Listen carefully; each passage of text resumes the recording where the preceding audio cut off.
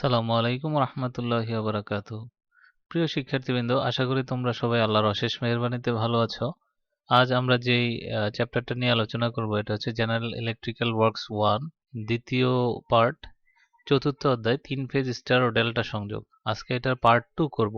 Part 1-এ আমরা এই 3 phase star সংযোগ দেখেছি এবং এগুলাকে কিভাবে নামকরণ করা হয় তা দেখেছি। 3 ফেজ স্টার সংযোগের প্রতীক নিয়ে আলোচনা করেছি। আজ আমরা পার্ট 2-তে করব 3 ফেজ স্টার সংযোজিত সার্কিটে ফেজ ভোল্টেজ ও লাইন ভোল্টেজের মধ্যে সম্পর্ক। তো আমরা অলরেডি জেনেছি যে আমাদের এই স্টার সংযোগের ক্ষেত্রে লাইন ভোল্টেজ এবং ফেজ ভোল্টেজের ভিতরে একটা সম্পর্ক থাকবে, কিন্তু কারেন্ট কিন্তু সেম থাকবে।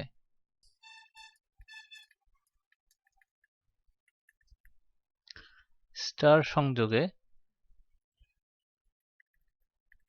আইপি সমান সমান আইএল, ফেজ কারেন্ট সমান সমান ফেজ লাইন কারেন্ট, কিন্তু এই ফেজ ভোল্টেজ ভিপি এবং ভিএল এর মধ্যে সম্পর্ক রয়েছে একটা। সেই সম্পর্কটা কি সেটাই আমরা বের করবো এটা স্টার সংযোগে। আর ডেল্টা সংযোগে কি হয়,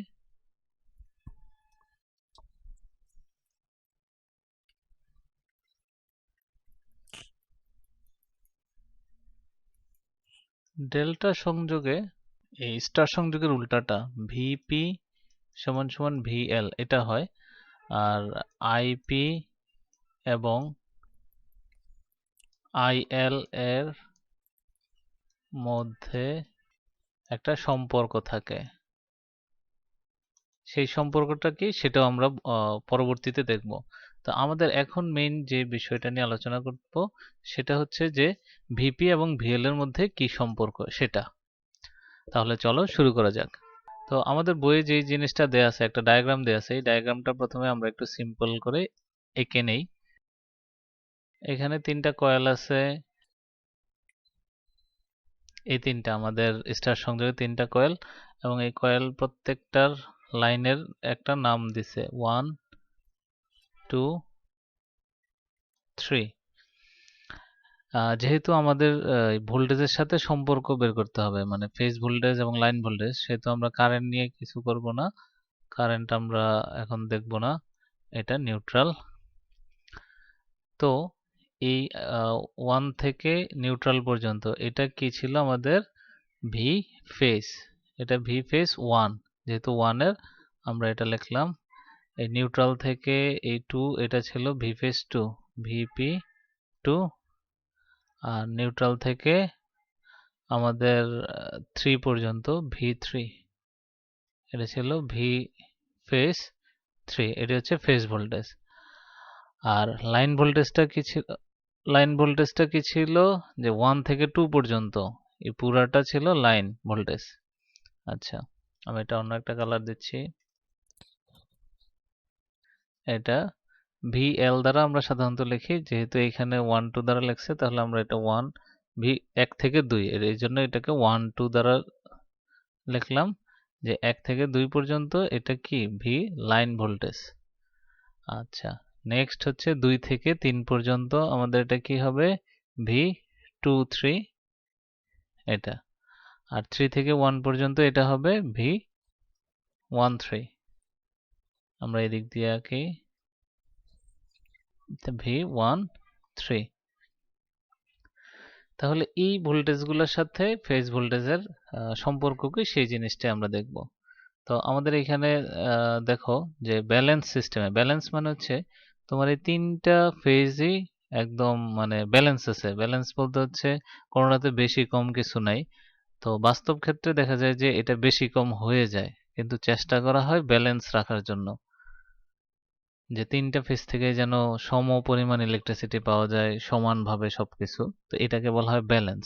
ব্যালেন্সের ক্ষেত্রে কিন্তু তোমার এই নিউট্রালে হবে 0, যেই ইলেকট্রিসিটি গুলা এই লাইনগুলা দিয়ে আসবে এসে নিউট্রালে সবগুলা এসে একসাথে হয়ে 0 হয়ে যাবে এখানে।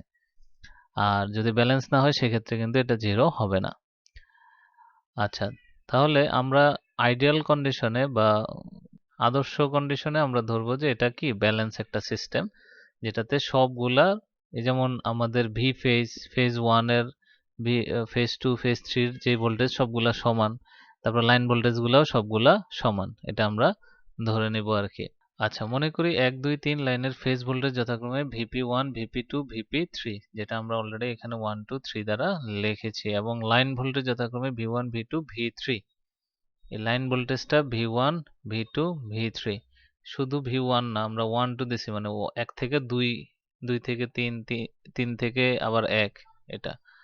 আচ্ছা, দ্বিতীয় যে বিষয়টা আসতেছে, এখন কথা হচ্ছে এই V12 বা V1 যেটাকে বলতেছি, এই V1 বা V12 এটা সমান সমান অ্যাকচুয়ালি কত ভোল্টেজ হয়, এটা বোঝার জন্য আমরা আরেকটা ডায়াগ্রাম আঁকি ডান পাশে।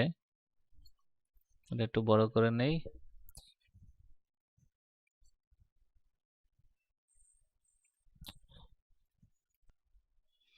আচ্ছা, আমরা মনে করতেছি যে এইখান দিয়ে একটা কারেন্ট আসতে, এইখান দিয়ে কারেন্ট এসে এই কয়েলটার মধ্য দিয়ে এটা হয়ে 2 নাম্বার, এই যে এইখানের 2 নাম্বার ফেজ দিয়ে চলে যাচ্ছে, এটা আমরা মনে করতেছি। এবং এই ফেজের ভোল্টেজটা হচ্ছে VP1, এই ফেজের যে ভোল্টেজটা যেটা আমাদের ছিল VP1, আর এই ফেজের ভোল্টেজটা VP2 এটা ছিল, আর পুরাটা লাইন ভোল্টেজ হচ্ছে V12, বা এটাকে আমরা আমাদের বইয়ের যেহেতু দিছে এটা, আমরা V1 ও লিখলাম। তাহলে এই V1 সমান সমান কত হচ্ছে? V1 সমান সমান এই টোটাল ভোল্টেজটা কি এই VP1 আর VP2 এর যোগফল না? যে আমরা লিখতে পারি কি VP1 যোগ, আচ্ছা খেয়াল করো যে এই কারেন্টটা কিন্তু এদিক থেকে আসতেছে, যে এটা প্লাস এটা মাইনাস, যেহেতু এই পয়েন্টটা হচ্ছে নিউট্রাল। এই যে এই বাম পাশের এই চিত্রটার সাথে খেয়াল করো, আমরা জাস্ট এই পোর্শনটা আঁকছি আর কি, বাম পাশের এই যে এইখান থেকে এই পোর্শন যেটা এটা আঁকছি, এটা এটা ডান পাশে আঁকছি আমাদের বোঝার সুবিধার জন্য। তো আমরা এখন কি করব, যে এই কারেন্টটা এদিক থেকে আসতেছে, এখানে নিউট্রাল, এদিকে আবার ফেজ পজিটিভ। তো দেখো এইখান থেকে কারেন্ট আসতেছে, ফার্স্টে পজিটিভ পেয়েছে, তারপর নেগেটিভ, যেটা তার ডাইরেকশন। আবার এখানে এসে উল্টা, তো উল্টা হওয়ার কারণে আমরা এখানে এই VP2 যেটা, এটা হচ্ছে উল্টা, মানে VP1 যে দিকের তার ডাইরেকশন ছিল বা দিক ছিল, VP2 এর দিক হচ্ছে উল্টা দিকে। উল্টা দিকে বুঝাইতে আমরা মাইনাস দেই, মাইনাস VP2, এই যে এটা। তাহলে V1 বা V12 সমান সমান VP1 প্লাস আর মাইনাস VP2, মানে VP2 তুমি যোগ করতেছো ঠিকই, কিন্তু উল্টা দিকে যোগ করতেছো, কারণ এটার আবার একটা দিক আছে, ওই দিকটা তুমি যদি না নির্দেশ করো তাহলে কিন্তু তোমার এটা ভুল হবে। তো এই সেম সিস্টেমে আমরা যদি এর পরেরটা লিখি, VP2 সমান সমান কি হবে, সরি V2 সমান সমান হবে VP2 প্লাস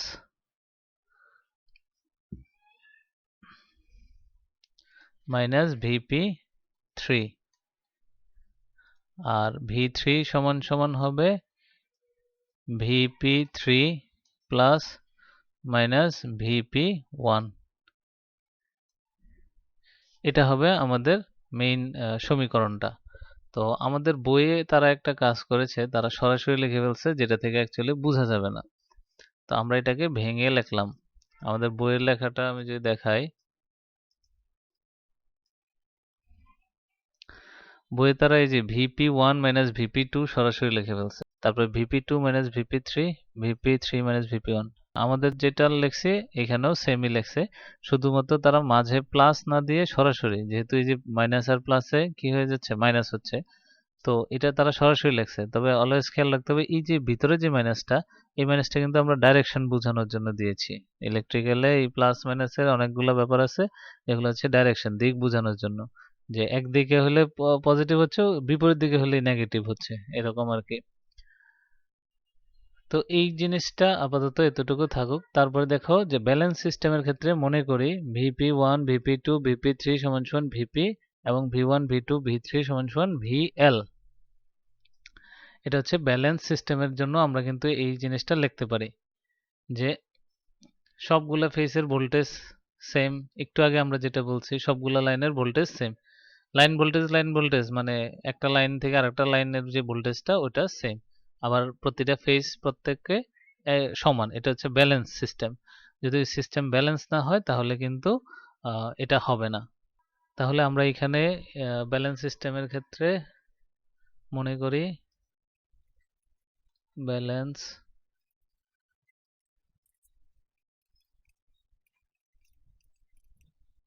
VP1 সমান সমান VP2 সমান সমান VP3 সমান সমান, এটাকে সরাসরি VP লেখা যায়, এবং V1 সমান সমান V2 সমান সমান V3 সমান সমান VL। আচ্ছা, এখন যে বিষয়টা আসবে নেক্সট, যে বিষয়টা এখানে চিত্র নম্বর 4.3 যেটা দেখতেছো, এটাকে ভেক্টর ডায়াগ্রাম বলে বা ফেজর ডায়াগ্রাম বলে। ভেক্টর ডায়াগ্রাম বা ফেজর ডায়াগ্রাম, এই জিনিসটা একটু গুরুত্বপূর্ণ, কারণ পরবর্তী বিষয়টা বোঝার জন্য এই জিনিসটা আমাদের লাগবে। আমি এখানে এই ভেক্টর ডায়াগ্রাম বা ফেজর ডায়াগ্রাম রাখবো, এটার নাম হচ্ছে ভেক্টর ডায়াগ্রাম বা ফেজর ডায়াগ্রাম। এই ভেক্টর ডায়াগ্রাম বা ফেজর ডায়াগ্রামের বিষয়টা হচ্ছে যে এটার দ্বারা ডাইরেকশনটা বোঝা যায়, যে কারেন্টটা কোন দিকে যাচ্ছে সেই জিনিসটা বোঝা যায়। এখন ভেক্টর ডায়াগ্রামের মধ্যে আমাদের প্রথমে আমরা একটা পয়েন্ট নিলাম, পয়েন্ট নিয়ে যে কোনো একদিকে, মনে করো আমি ডান দিকে একটা দাগ টানলাম, তীর চিহ্ন দিলাম, এটাকে বললাম VP1। আচ্ছা, আমরা বলছিলাম যে এই থ্রি ফেজ সিস্টেমে প্রত্যেকটা ফেজ একটা থেকে আরেকটা 120 ডিগ্রি করে থাকে। আচ্ছা, VP1 থেকে 120 ডিগ্রি ল্যাগিং, 120 ডিগ্রি ল্যাগিং মানে হচ্ছে নিচের দিকে, মানে পিছনের দিকে 120 ডিগ্রি ল্যাগিং এ থাকবে ফেজ 2। ফেজ 2টা হচ্ছে VP2। আবার এই VP1 থেকে 120 ডিগ্রি লিডিং এ থাকবে, লিডিং মানে হচ্ছে আগে বা উপরে থাকবে হচ্ছে VP3। এটা অ্যাকচুয়ালি আমরা আমাদের প্রিভিয়াস ক্লাস থেকে জানি 120 ডিগ্রি। তুমি যদি এটা 0 ডিগ্রি ধরো, এদিকে মাপলে 120 ডিগ্রি পাবা, নিচের দিকে 120 ডিগ্রি, এই যে এরকম 120 ডিগ্রি। একটা জিনিস মনে রাখবে, ফেজ 1 থেকে ফেজ 2টা থাকবে 120 ডিগ্রি ল্যাগিং এ, আবার ফেজ 1 থেকে ফেজ 3 থাকবে হচ্ছে 120 ডিগ্রি লিডিং এ। লিডিং মানে উপরে, আর ল্যাগিং মানে হচ্ছে নিচে বা পিছনে থাকবে। তো এটা আমাদের প্রথম একটা ডায়াগ্রাম হলো। আচ্ছা, এটা আমাদের মেইন ভেক্টর ডায়াগ্রাম। এখন এটাতে আরেকটু কাজ করতে হবে। এই যে আমাদের দেখো প্রথম যে ইকুয়েশনটা V1 সমান সমান VP1, এটার সাথে যোগ করতে হবে কি মাইনাস VP2। তো এখানে দেখো তো আমাদের ভেক্টর ডায়াগ্রামে VP2 কোথায় আছে?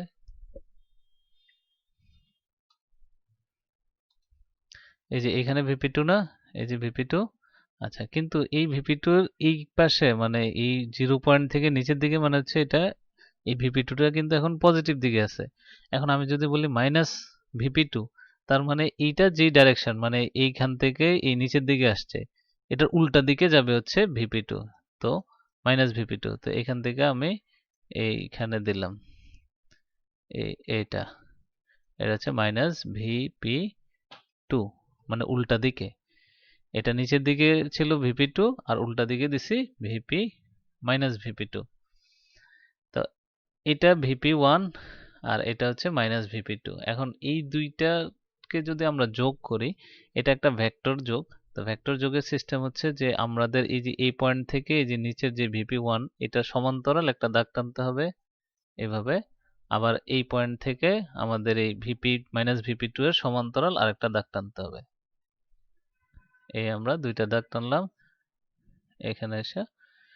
তো এই দুইটা দাগ, এই যে পয়েন্টটা, এই পয়েন্টটা হচ্ছে আমরা এইটা এবং এটা যোগ করলে অ্যাকচুয়ালি এই পয়েন্টটা পাবো, মানে এই জায়গাটা, তাহলে এই 0 থেকে এই পর্যন্ত যে দূরত্ব ওইটাই হচ্ছে আমাদের এই দুইটার যোগফল।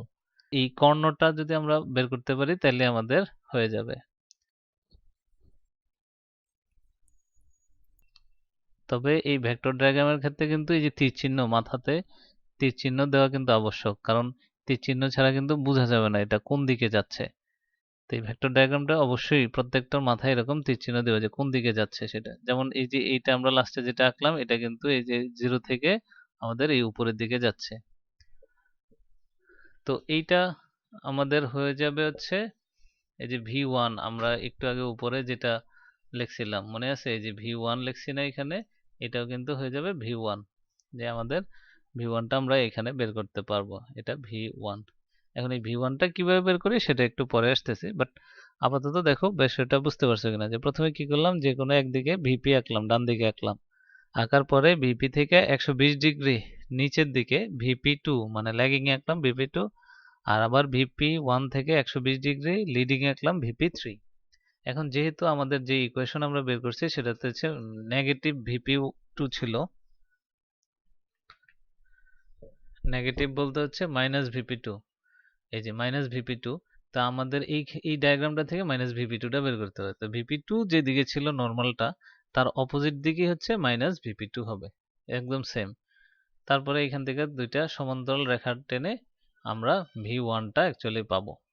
এই যে কর্ণ যেটা আঁকছি, এই কর্ণটা বের করতে পারলে আমাদের ভি1 সমান সমান কত আমরা এটা বের করতে পারবো, যে এই দুইটা যোগ করলে অ্যাকচুয়ালি কত হবে। এখন আমাদের এই ভেক্টর ডায়াগ্রাম আর এইখানের ভেক্টর ডায়াগ্রামের মধ্যে পার্থক্য কি, পার্থক্যটা খেয়াল করো। এইখানে হচ্ছে তারা এই প্রথমে এই পাশে ভিপি1 দিছে, উপরের দিকে দিছে তারা ভিপি1। তো ভিপি1 থেকে আমরা জানি কি 120 ডিগ্রি পিছনে আছে ভিপি2। তো তারা কি করছে, এই 120 ডিগ্রি, যে ভিপি1 উপরে, ভিপি2 দিছে 120 ডিগ্রি নিচে, তারপরে এই ভিপি1 থেকে 120 ডিগ্রি সামনের দিকে তারা দিছে ভিপি3। তো এইভাবে দিলেও হবে, বাট এইভাবে আমার কাছে আরো বেশি সহজ মনে হয়, যে সহজে বোঝা যাচ্ছে যে কোনটা উপরে যাচ্ছে কোনটা নিচে যাচ্ছে। তো এইখানে আমাদের এই সামান্তরিকের থেকে যে বের করার সিস্টেমটা, এই সিস্টেমটা আমাদের বইয়ে দেওয়া নাই। বইয়ে তারা এই বিষয়টা স্কিপ করে চলে গেছে, যে এই যে দেখো এর পরবর্তীতে এরা চলে আসছে ভেক্টর চিত্রে সামান্তরিকের সূত্র প্রয়োগ করে পাই। এই যে সামান্তরিকের সূত্র প্রয়োগ করে আমরা এই ভি1টা বের করব। তারা কি করছে, ভি3টা বের করছে, যেহেতু ভি1 সমান সমান ভি2 সমান সমান ভি3 সবগুলো একই, তারা বের করছে ভি3, আমরা বের করব ভি1, একই জিনিস, কোনো পার্থক্য নাই। তো আমরা এখন চাইলে সেম প্রসেসে বাকি দুইটার জন্য ভেক্টর ডায়াগ্রামটা আঁকতে পারি। আমরা এখন ভি1 এর জন্য আঁকছি, আমরা চাইলে ভি2 ভি3 এর জন্য আঁকতে পারি। ভি2 এর জন্য আমাদের কি আছে, ভিপি2 আর মাইনাস ভিপি3। তাহলে ভিপি2 তো আমাদের দেয় আছে, ভিপি মাইনাস ভিপি3 কোথায় হবে, ভিপি3 হবে এই যে এটা আছে ভিপি3, ভিপি3 এর অপোজিট সাইডে আমাদের মাইনাস ভিপি3 হবে। এদিক থেকে আমরা টানলাম,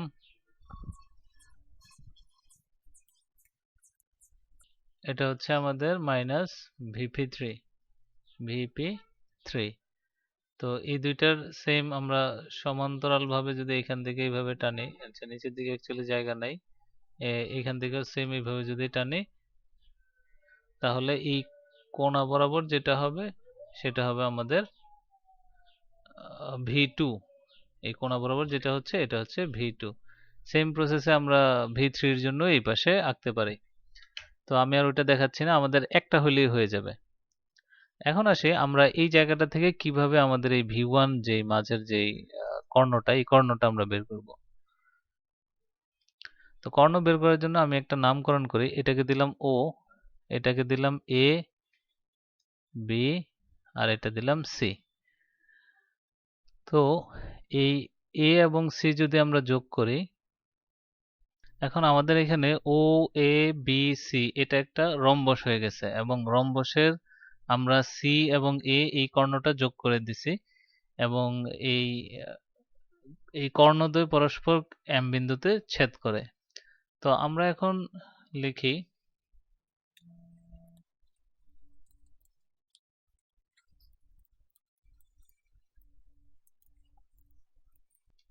ও এ বি সি একটি রম্বস,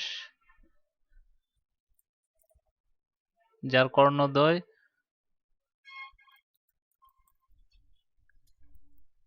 OB এবং AC পরস্পর M বিন্দুতে ছেদ করে।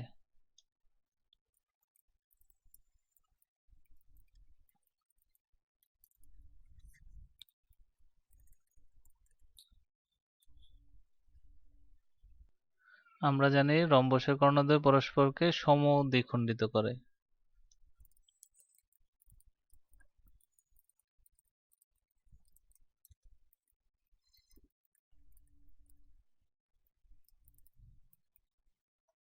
অর্থাৎ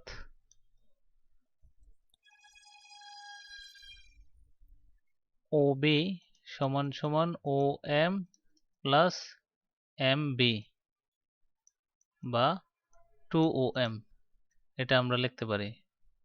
কারণ হচ্ছে OM এবং OB দুইটা কিন্তু সমান, তো আমরা এটাকে একটা নাম দিয়ে দিলাম 2OM। আচ্ছা, এখন আসি, আমাদের উদ্দেশ্য হচ্ছে যে OB সমান সমান OB মা V সমান V1 সমান সমান অ্যাকচুয়ালি কত আসে এই জিনিসটা বের করা। এখন ত্রিভুজ OMA, এই যে এই ত্রিভুজটা OMA, এটা কি একটা সমকোণী ত্রিভুজ যার এই কোণটা হচ্ছে সমকোণ, তাই না? তাহলে এই সমকোণী ত্রিভুজ থেকে এই একটা কোণ সমকোণ 90 ডিগ্রি, এই পাশের এই কোণটা এবং এই কোণটা, এগুলো আমরা জানলে আমরা এই OM এর ভ্যালুটা বের করতে পারবো। OM এর ভ্যালুটা যদি আমরা বের করতে পারি তাহলে OM কে 2 দ্বারা গুণ করলে আমরা OB মানে পুরাটার দৈর্ঘ্য পেয়ে যাব, সেক্ষেত্রে V1 টা পাবো। তো এটা একটা লিখতেছি। এখন ত্রিভুজ OMA একটি সমকোণী ত্রিভুজ।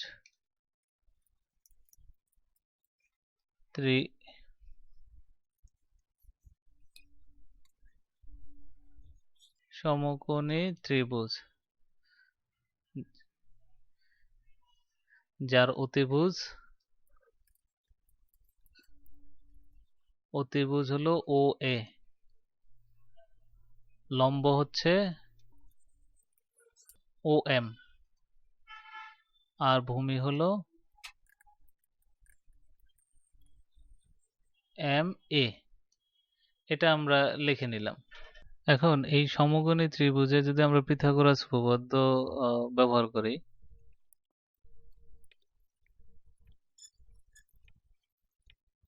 পিথাগোরাস উপপাদ্য অনুসারে আমরা জানি অতিভুজ স্কয়ার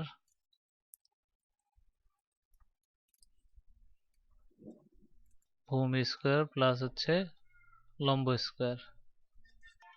স্কয়ার।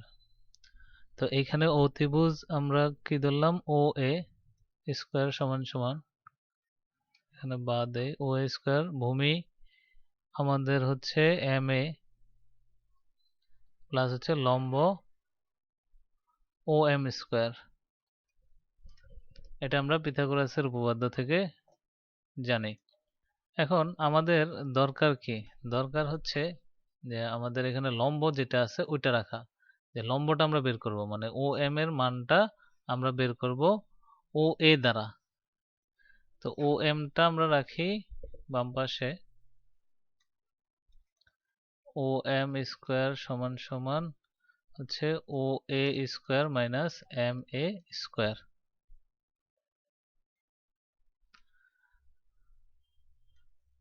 বা OM সমান সমান তাহলে কি হয়, এখানে স্কয়ার আছে ওইটা ডান পাশে চলে গেলে রুট ওভার হয়ে যাবে OA square minus MA square. এটা আমরা পিথাগোরাসের উপপাদ্য থেকে জানি। এটাকে আমরা 1 নং সমীকরণ দেই। আচ্ছা, এখন এইখানে যে সমস্যাটা হয়েছে সেটা হচ্ছে যে OM আমাদের বের করতে হবে। আমরা OA MA দিয়েছি, কিন্তু আমাদের যে MA আছে, MA টা কি ছিল, এই যে MA টা, এই MA টাকে রিপ্লেস করতে হবে। MA টাকে রিপ্লেস করার জন্য আমরা করব এই ত্রিভুজটা থেকে MA টাকে বাদ দিতে হবে। MA টাকে বাদ দিয়ে M এর জায়গায় ভূমি অতিভুজ এই দুইটা কোন একটা বা দুইটাই ব্যবহার করতে হবে। তো আমাদের ত্রিকোণমিতিতে একটা সূত্র আছে cos থিটা সমান সমান ভূমি বাই অতিভুজ। সেক্ষেত্রে আমরা এই ভূমির মানটা বের করতে পারবো অতিভুজ দ্বারা। তো এটা আমরা লিখি, আমরা জানি cos থিটা সমান সমান ভূমি বাই অতিভুজ, ভূমি বাই অতিভুজ। আচ্ছা, এখানে আমাদের ভূমিটা কে ছিল? ভূমিটা ছিল MA, আর অতিভুজটা ছিল হচ্ছে OA। আর cos থিটা, আচ্ছা এখানে লিখি cos থিটা। এখন আমাদের উদ্দেশ্য হচ্ছে MA টার মান বের করা, তাহলে আমরা MA কে রাখলাম এক পাশে, MA সমান সমান cos থিটা OA গুণ OA। আচ্ছা, cos থিটার মানটা কি? থিটা মানে হচ্ছে কোণ, এবং এই যে আমরা ভূমি ও ত্রিভুজ লিখছি না cos থিটা, তাহলে ভূমি এবং অতিভুজের অন্তর্বর্তী যে কোণটা আছে সেটা হচ্ছে থিটার মান। তো এখানে ভূমি এবং অতিভুজের অন্তর্বর্তী কোণ যেটা, এটার মান হচ্ছে 60 ডিগ্রি। এর কারণ হচ্ছে আমাদের এই টোটাল VP1 আর VP3 এই টোটাল কোণটার মান হচ্ছে 120 ডিগ্রি। 120 ডিগ্রিকে সমদ্বিখণ্ডিত করছে হচ্ছে এই যে VP2 যেটা, এটা সমদ্বিখণ্ডিত। তাহলে 120 এর অর্ধেক হচ্ছে 60। তাহলে এই যে ডান পাশের এই কোণটা ছিল 60 ডিগ্রি। এই 60 ডিগ্রিকে আবার এই কর্ণটা কি করছে? সমদ্বিখণ্ডিত করছে। তাহলে এই নিচের অংশটার মান হচ্ছে 30 ডিগ্রি, এই অংশটার মান 30 ডিগ্রি। আর আমরা যদি সমকোণী ত্রিভুজের তিন কোণের সমষ্টি 2 সমকোণ বা 180 ডিগ্রি, তাহলে আমার অলরেডি একটা কোণ, এই যে এই কোণটা হচ্ছে 90 ডিগ্রি, তো আমরা জানি যেহেতু সমকোণী ত্রিভুজ। তাহলে এটা 30 ডিগ্রি হলে বাকি যেই কোণটা আছে সেটা হবে 60 ডিগ্রি, কারণ 30 আর 60 90, আর 90 100। তাহলে এই কোণটা আমরা জানি 60 ডিগ্রি। তাহলে আমরা এখানে লিখলাম cos 60 ডিগ্রি, 60 ডিগ্রি গুণ OA। cos 60 ডিগ্রির মান হচ্ছে হাফ। এটা ক্যালকুলেটরে চাপলেই হয়ে যাবে, cos লিখে 60 লিখলেই দেখবা মান বের হয়ে আসে হাফ OA। এটা আমরা জানি MA, অতএব MA সমান সমান আমরা এটা বের করলাম যে MA সমান সমান হাফ অফ OA। এটা এখন আমরা কোথায় বসাই দেব? আমাদের 1 নং সমীকরণে বসিয়ে পাই। MA এর মান 1 নং এ বসিয়ে পাই। 1 নং এ কি ছিল? OM সমান সমান OA স্কয়ার মাইনাস MA স্কয়ারের জায়গায় আমরা কি লিখব? হাফ OA, এই টোটালটার উপরে হোল স্কয়ার, এটার উপরে রুট ওভার। এটাই তো আমাদের বের হয়েছে। আচ্ছা, এখন একদম সিম্পল ক্যালকুলেশন আমরা করে যাব। আমাদের হয়ে যাবে OA স্কয়ার মাইনাস, আচ্ছা এটাকে যদি ভাঙাই 1/4 OA স্কয়ার। তারপর এটাকে যদি আমরা OA স্কয়ারটা কমন নেই, OA স্কয়ার কমন নিলে 1 মাইনাস 1/4 এটা থাকবে রুট OA স্কয়ার। আচ্ছা, এটা লসাগু হচ্ছে 4, 4 একে 4 মাইনাস 1, এটা গুণ দিয়ে দেই, OA স্কয়ার গুণ 3/4 হয়, এটা বিয়োগ করলে। আচ্ছা, এখন এটা যদি আমরা রুট ওভারটা ভেঙেই, তাহলে OA আর গুণ হচ্ছে √3, আর 4 এর উপর যদি রুট ওভার দেয় সেটা হয় 2। তো এটা সমান সমান আমরা ডানে লিখি √3/2 OA। এটা আমরা অতএব OM সমান সমান এটা পেয়েছি। অতএব আমরা এখানে OM সমান সমান √3/2 OA এটা আমরা পাইছি। এখন আমরা এই যে OM যেটা বের করলাম, OM টা অ্যাকচুয়ালি কি? এই যে এইখান থেকে O থেকে M এতটুকু, কিন্তু আমাদের দরকার হচ্ছে O থেকে B, তাই না? এই OB এর মানটা দরকার। তাহলে আমরা কিন্তু আগে লিখছিলাম OB সমান সমান 2 ইন্টু OM, এটা 2 ইন্টু OM, এটা কিন্তু আমরা আগে লিখেছিলাম। তো ওইখান থেকে আমরা লিখি, অতএব OB সমান সমান ও বি সমান সমান 2 2 গুণ ও এম এর মান হচ্ছে √3/2 ও এ মান বসাইছি। এই দুই কাটা, তাহলে √3 ও এ। আচ্ছা, ওবি সমান সমান এই ওবি তো আমরা একটা নাম দিয়েছিলাম, এই অ্যাকচুয়াল নামটা কি ছিল? আমরা ডায়াগ্রামটা দেখি। এই ওবি সমান সমান কি ভি1, তাই না? আর ও এ সমান সমান ভিপি 1। তাহলে আমরা ফাইনালি লিখে ফেলি আমাদের অরিজিনালটা। অতএব ওবি সমান সমান এটা হচ্ছে ভি1 সমান সমান √3 ভিপি 1। তাহলে আমরা লিখতে পারি ভি লাইন ভিএল, মানে ভি1 তো ভি লাইন ছিল √3 ভি ফেস, কারণ ভি1টা ছিল ভি লাইন আর ভিপিটা ছিল ভি ফেস। কারণ ভি1 এর ক্ষেত্রে যেহেতু আমরা এটা প্রমাণ করেছি যে ভি1 সমান সমান √3 ভিপি, সেম ওয়েতে আমরা কিন্তু প্রমাণ করতে পারবো যে ভি2 সমান সমান √3 ভিপি 2, ভি3 সমান সমান √3 ভিপি 3। আর যেহেতু ভি1 সমান সমান ভি2 সমান সমান ভি3 সমান সমান ভিএল ছিল, তাহলে আমরা বলতে পারি ভিএল সমান সমান √3 ভিপি। তো এটা লেখার প্রয়োজন নাই, আমরা এখান থেকে সরাসরি এটা লিখে ফেলতে পারি যে ভিএল সমান সমান √3 ভিপি। এখন আমরা আমাদের বইয়ের ইয়েটাতে একটু দেখি যে এটাতে কি করা হয়েছে। এইখানে ফাইনালি কিন্তু ভিএল সমান সমান √3 ভিপি লেখা হয়েছে, কিন্তু এইখানে যে ক্যালকুলেশনটা যেভাবে করা হয়েছে এটা থেকে অ্যাকচুয়ালি কিছুই বোঝা যায় না। তাহলে সবচেয়ে বেস্ট সিস্টেম হচ্ছে যে আমি যেই প্রসেসটাতে দেখালাম এই প্রসেসটাতে লেখলে টিচার যে খাতা দেখবে তার মনটাও খুশি হয়ে যাবে যে একদম সবকিছু ভেঙে চুরে লেখা হয়েছে। আর দ্বিতীয় বিষয়টা হচ্ছে তোমরা নিজেরাও বুঝতে পারবে যে কিভাবে এই জিনিসটা আসলো। আর এইখানে বইয়ে যেভাবে লেখা হয়েছে এইভাবে কিন্তু অ্যাকচুয়ালি কিছুই বোঝা যাবে না, কোত্থেকে কি আসলো কোত্থেকে কি বসাইলো, মনে হয় অনেকটা মুখস্থের মতো বসাই দিছে। তাহলে এই বইয়ের এই ক্যালকুলেশনটা বাদ দিয়ে আমি যেই প্রসেসে দেখাইলাম এই প্রসেসটা ফলো করবা, তাহলে দেখবা যে তোমাদের একদম পুরোপুরি মার্কস পুরাটাই পাবা এবং নিজেরাও বুঝতে পারবা। আচ্ছা, লাস্ট লাইনটা দেখো, অর্থাৎ 3 ফেজ ব্যালেন্স সিস্টেমে স্টার সংযোজিত সার্কিটে লাইন ভোল্টেজ হতে ফেজ ভোল্টেজ √3 গুণ বেশি। কারণ এই যে লাইন ভোল্টেজ সমান সমান √3 গুণ ফেজ ভোল্টেজ। তাহলে এটাই ছিল আমাদের এই লাইন ভোল্টেজ এবং ফেজ ভোল্টেজের মধ্যে সম্পর্ক। তাহলে আজকের ক্লাস এই পর্যন্তই, দেখা হবে ইনশাআল্লাহ নেক্সট ক্লাসে। আল্লাহ হাফেজ।